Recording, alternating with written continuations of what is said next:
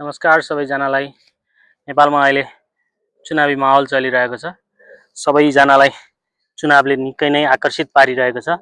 यसै बीच मलाई एउटा कथाको स्मरण भयो अनि त्यो कथा तपाईहरु बीच चर्चा गर्न मन लाग्यो। त्यो कथा हो महाभारतको युद्धको कथा, जहाँ सबैले सुन्नुभएकै होला, पाण्डव र कौरव बीचको युद्ध। त्यो युद्धको बारेमा कसरी युद्ध हुन्छ अनि त्यो युद्धमा कसरी पाण्डव र कौरव विभाजित थिए त्यसको स्मरण गर्न मन लाग्यो। पाण्डव थिए निकै नै अन्यायमा परेका, खासमा हुनुपर्ने सत्ताको उत्तराधिकारी तिनीहरू नै थिए, पाण्डुका पुत्रहरू।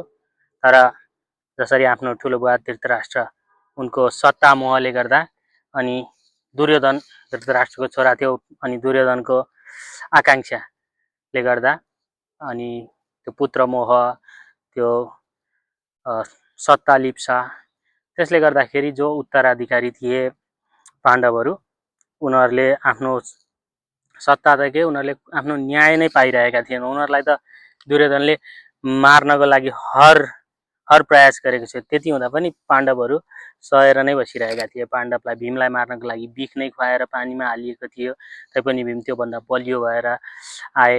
अनि त्यसपछि लाक्षागृहमा सबैलाई जलाउनलाई प्रयास गरिएको थियो, त्यो पनि केही बोलेनन्। थाहा पाउँदै पनि उनीहरूले विरोध गरेनन्, गए, जङ्गल गए। त्यसपछि धेरै पछाडि फेरि विदुरले केही गरेर ल्याए उनीहरूलाई राज्यमा। कुन्तीलाई आउन मन थिएन, बरु जङ्गलमै बस्छौँ हामी भन्ने थियो।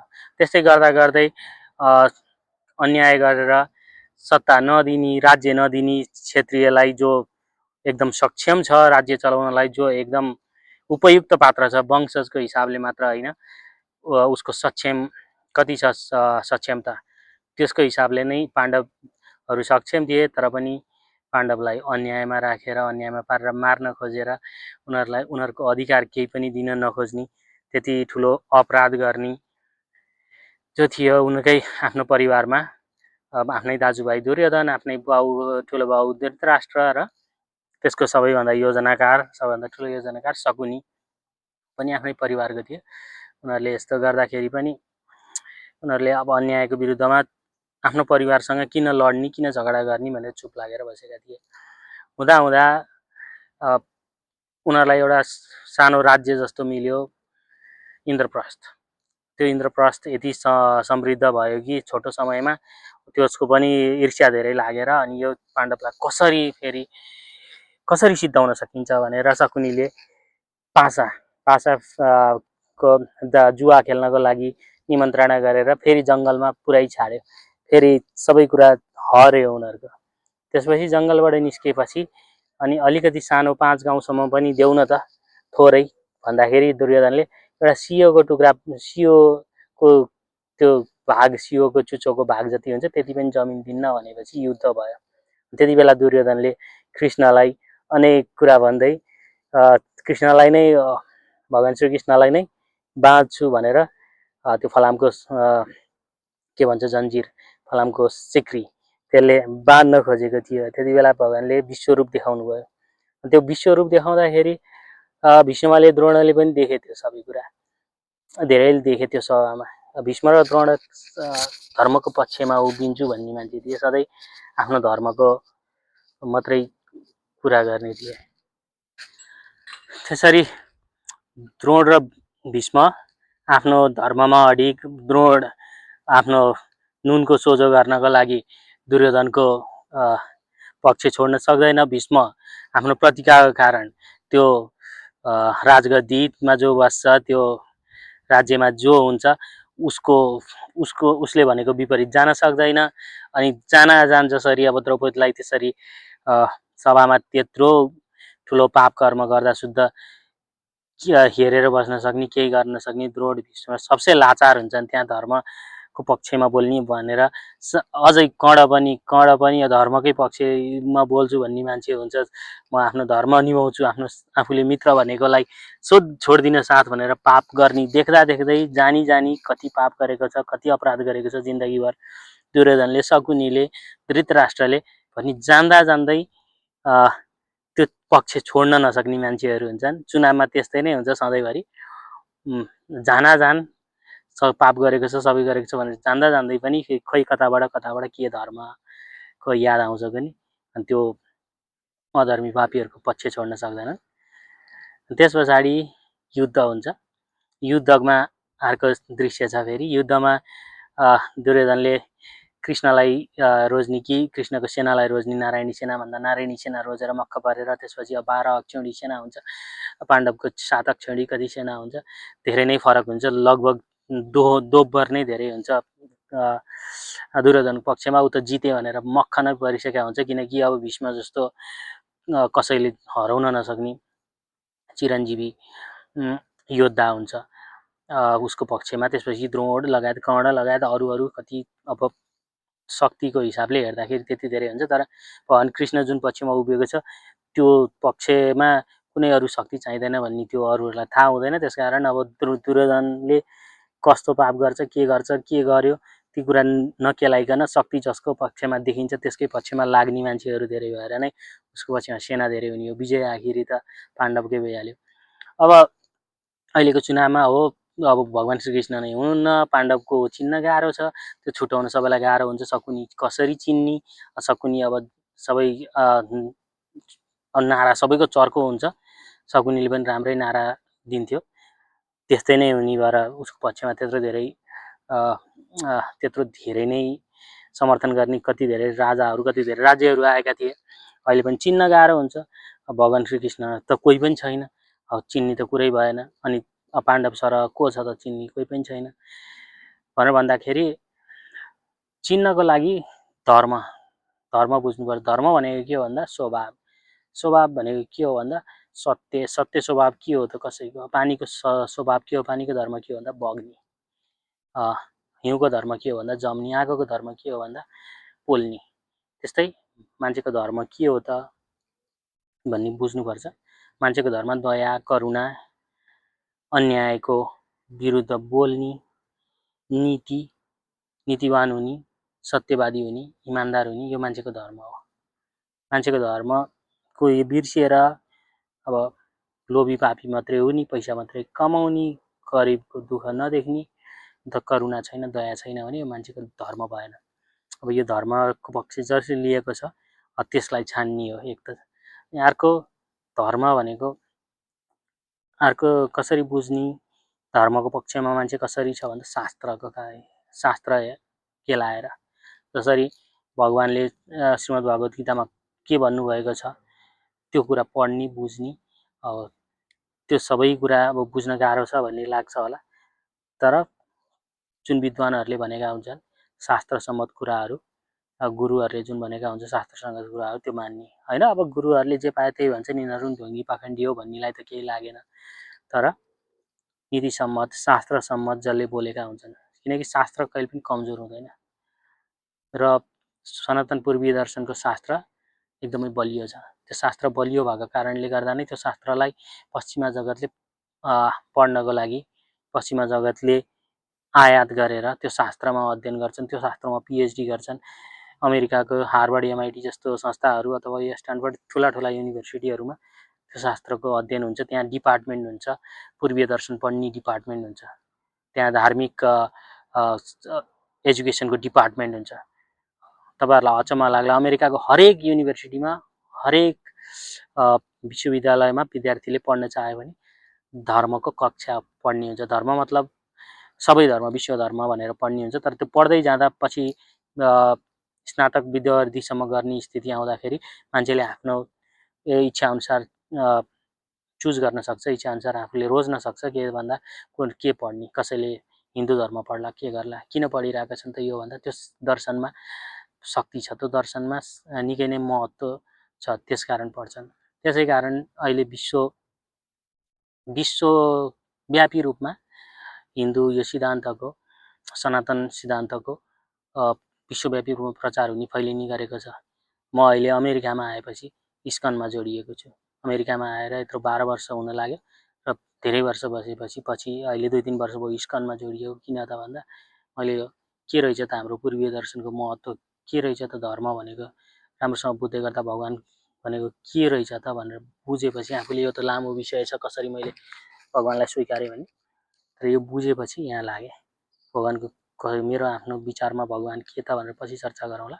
तर सबै यहाँका पश्चिमाहरू अमेरिकामा भएका तपाईँहरूले चिन्दाखेरि गोरा काला राता जस्ता पनि हुन्छन्। यहाँ अमेरिकामा मात्रै होइन, अस्ट्रेलिया, युरोपका धेरै देश मात्रै होइन, अफ्रिकाका तपाईँहरूले भन्दा अफ्रिका त अब छुट्टै महादेश, छुट्टै नै अब एकदम अलग लाग्ला। तर अफ्रिकामा शुद्ध हिन्दू धर्मको व्यापक प्रचार भइरहेको, त्यो प्रचार भनेको कसरी भएको छ, कसरी फैलिएको छ भन्दा त्यसको शक्तिको कारणले, त्यहाँ भएको सिद्धान्तमा भएको महत्त्वको कारणले धेरैले त्यसलाई रुचाएका छन्। कसैलाई जबरजस्ती रूपमा लादिएको पनि छैन। यो पढ्नुपर्छ, बुझ्नुपर्छ, सुन्नुपर्छ अनि बुझिन्छ। कुरीतिहरूको मात्रै चर्चा गरेर हुँदैन। म पनि पहिला कुरीतिहरू मात्रै को कुरा गर्थेँ अनि धर्मलाई अनि शास्त्रलाई दोष दिन्थे। तर शास्त्र पढ्नुपर्ने रहेछ। भागवत गीता, श्रीमद् भागवत महापुराणमा भएका कथाहरू, धेरै कथाहरू छन्, त्यो पछि चर्चा गरौँला। मलाई धेरै मनपर्ने कथाहरू छन् अहिले महाभारतको, जस्तै रामायण अनि भगवान् कृष्णको लीलाहरू, धेरै कुराहरू छन्, राम्रा कुराहरू। त्यसकारण यो धर्म यो धर्म बिर्सियो भने संसारमा यहाँ भएका यो पूर्वी सनातन धर्ममा भएका, यो दर्शनमा भएका ज्ञानको ज्योति निभ्नेछ। यो ज्ञानको ज्योति निभ्न नदिनको लागि जसले लागि परेको छ नेपालमा को त भन्दा अहिले हलो बोकेर लागिरहेको राष्ट्रिय प्रजातन्त्र पार्टी, जसले हिन्दू सनातन धर्म बोकेको छ अहिले। यो दल नै अहिलेको उचित दल हो भन्ने लाग्छ मलाई, किनकि हाम्रो राष्ट्रको पहिचान भनेको सनातन धर्म हो। सनातन धर्म मेटिएदेखि संसारमा नेपालको पहिचान रहने छैन।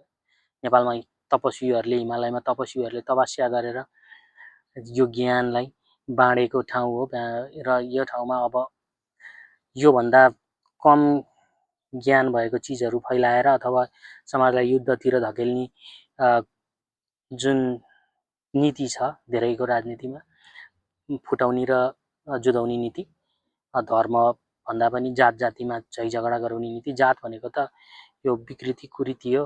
खासमा यो मानवको यस्तो यो जातिहरू हुँदैन। यो अहिले फुटाउन गर्न हिन्दू धर्ममा जातिको कुनै महत्त्व छैन। वर्ण आश्रम 4 वर्ण भनेको कर्म अनुसार विभाजन गरिएको, त्यो वर्णलाई विकृत बनाएर जातिको कुरा गरेर फुटाएर अनि अनेक थरीको कुराहरू हुन्छ। सनातन धर्म, बौद्ध धर्म पनि एउटा सनातनकै एउटा अङ्ग जस्तो हो। यसले सनातनकै एउटा सिद्धान्त, एउटा खालको सिद्धान्तलाई बोकेको छ। किनकि सनातन धर्मभित्र पनि धेरै पन्थहरू छ। वैष्णव पन्थ, शैवी पन्थहरू भने जस्तै बौद्धिक पनि एउटा पन्थ जस्तो यो भन्ने लाग्छ मलाई। किनकि सिद्धान्त हिसाबले एकदम धेरै अलग छैन, थोरै भिन्नताहरू छन्। यो सनातन संस्कृतिलाई नजोगाउने हो भने हाम्रो जस्तो सानो राष्ट्रको पहिचान रहने छैन। र यो सिद्धान्त अति नै महत्त्वपूर्ण भएका कारणले जोगाउनुपर्छ। किनकि यो सिद्धान्त भनेको हामीले मात्रै राख्ने होइन, यो विश्वमा फैलाउनु छ। हामी विश्वमा एउटा राजनेता, राजगुरु जस्तो भएर विश्वमा राजनीति के हो भनेर मान्छेलाई सिकाउनु छ। यो ज्ञानहरूको कारण, यो ज्ञानहरू फैलाएर कसरी महाभारतमा कसरी अन्यायको विरुद्ध लडेर कसरी पाण्डवले धर्मसम्मत शासन गरे, कसरी रामले राज्य लिएर आए, भगवान् रामले किन अवतरण गर्नु परेको थियो, के हो, कसरी राम राज्य बनेको थियो, मान्छे कति सुखी खुसी थिए त्यो बेला, समृद्ध भनेको के हो, त्यो त्यहाँबाट आउँछ। अब अहिलेको भौतिक पूर्वाधार मात्रै समृद्धि होइन, भौतिक पूर्वाधार क्रमिक रूपमा विकास हुँदै जाने चिज हो। त्यति बेला पनि पूर्वाधार थियो, सबै कुरा थियो। देख्न सकिन्छ युद्धमा कति अत्याधुनिक हात हतियारले लडिएको थियो। अब भन्नुपर्दा मान्छेले भन्ला यो काल्पनिक हो भने कुनै चिज कल्पनामा कसरी आउँछ, जुन चिज वास्तवमा भएकै थिएन भने कसैको कल्पना कसरी आउँछ। तपाईँले कुनै चिज कल्पना गर्न सक्नुहुन्छ, हुँदैन भएको चिज सकिँदैन। अब भन्नु होला काल्पनिक रूपमा, अब भगवान् पनि काल्पनिक गर्नु, कल्पना अब कसैले नभएको चिजलाई कल्पना गर्न सक्ने कसरी आउँछ भने नभएको चिजलाई कल्पना गर्ने, जे चिज कल्पना गरिन्छ त्यो चिज अवश्य हुन्छ। किनकि ब्रह्माण्ड सानो छैन कि हाम्रो मगज जस्तो। हाम्रो मगजले कल्पना गरेको चिज मात्रै अथवा हाम्रो मगजले हुन्छ भनेको चिज मात्रै नै संसारमा हुने चिज होइन। ब्रह्माण्ड साह्रै ठुलो छ, यसमा सम्भावनाहरू धेरै छ। अब यो लामो हुन्छ, फेरि धेरै लामो भइसक्यो, भगवान्को कुरा पछि गरौँला। जे होस् अहिले यो हाम्रो सनातन धर्मलाई बचाउनको लागि जो लागि परेको छ त्यसलाई रोज्नु होला। अब रामायण महाभारतका कथाहरू स्मरण गर्नु होला। सबैले सुन्नुभएको होला। सानोमा सुनेका कुराहरू अझै सुनिरहेका बुझेका कतिपय मान्छेले अँगालिरहेको पनि हुन्छ, तर पनि अब निधारमा तिलक लगाइरहेको हुन्छ, तर पनि अब धर्मनिरपेक्षवादीलाई नै समर्थन गर्ने सोच छ। किनकि थाहा छैन धर्मनिरपेक्ष र सापेक्ष भनेको यो ज्ञानलाई किन संरक्षण गर्नुपर्छ, त्यो तिलकै लगाइरहेको मान्छेले नि बुझिरहेको हुँदैन। अब म अमेरिका आएर बल्ल यहाँ आएर तिलकको महत्त्व बुझ्दैछु, बल्ल यहाँ आएर यो तुलसीमालाको महत्त्व बुझ्दैछु, बल्ल हाम्रो सनातन संस्कृति बुझ्दैछु, बल्ल हाम्रो सात्विक जीवनशैली भनेको के हो बुझ्दैछु। अनि त्यस कारणले गर्दा अहिले म मांसाहार छोडेर तुलसीमाला लाएर यो सात्विक खानेकुरा हरियो साग सब्जी खाँदैछु।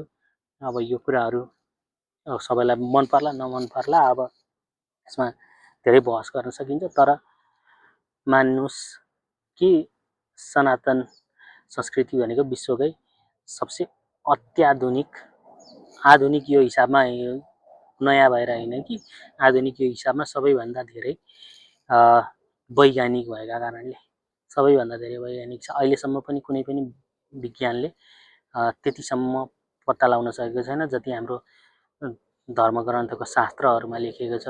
त्यो शास्त्रहरूमा समाजलाई बनाउने, मान्छेको जीवन कसरी सुखी बनाउने भन्ने कुराहरू त्यहीँ लेखिएको छ। त्यसैमा आधार मानेर अहिले साइकोलोजीको अध्ययन हुन्छ। त्यस मान्छेको खुसी कसरी, खुसी भनेको के हो निर्धारण गर्नलाई त्यसैको आधारमा लिएर कसरी मान्छेलाई